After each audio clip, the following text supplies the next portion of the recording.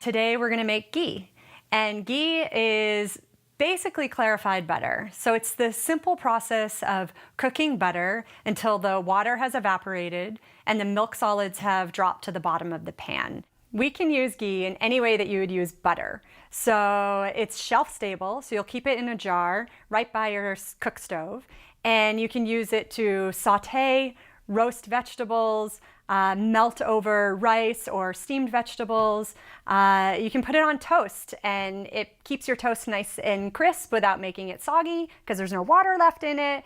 You can saute your eggs in it. So wherever you would use butter, you can also use ghee, or use ghee in place of. The process is simple. It's just cooking down butter. So if you can turn on a stove, you can cook ghee. And so what I have here is 1 pound of unsalted organic butter. And I start by turning it over about medium-high heat so that I can bring it up to a gentle melt. And once it melts, I'll turn it down to about low. And once it's cooked over low, you can just kind of hang around the kitchen, do some other things, but keep an eye on it. And it should cook in about 15 to 20 minutes. Ghee has some amazing medicinal benefits. It has butyric acid in it, which feeds all the good bugs inside of your digestive system. It helps to enkindle the digestion, meaning it will help with appetite, but not make you feel heavy or too oily or too hot. It helps you shine from the inside out. So when I take ghee, I'm thinking of it as my internal moisturizer. So it helps to keep me moisturized and my skin glowing all year round, even during the harsh, cold winters here in the Berkshires. So once your ghee is in the pot, it'll start to melt. So you don't have to stir it consistently, but it's a good idea to keep an eye on it, mostly so you can check for those light brown bits at the bottom.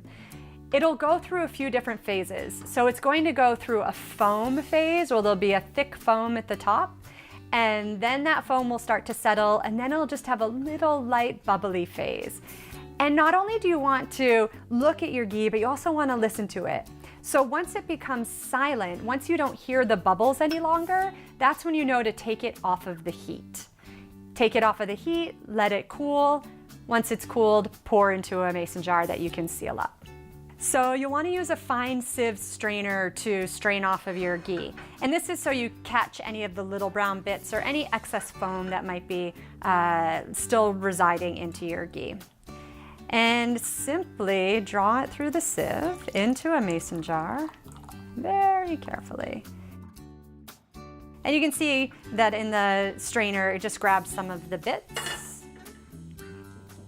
And I would also want to maybe take off any excess foam that's in the cup. So I just take any little bit of foam and remove it from the top, so I'm just sure that all of the water gets out of it and we're not leaving any air bubbles in our beautiful golden ghee.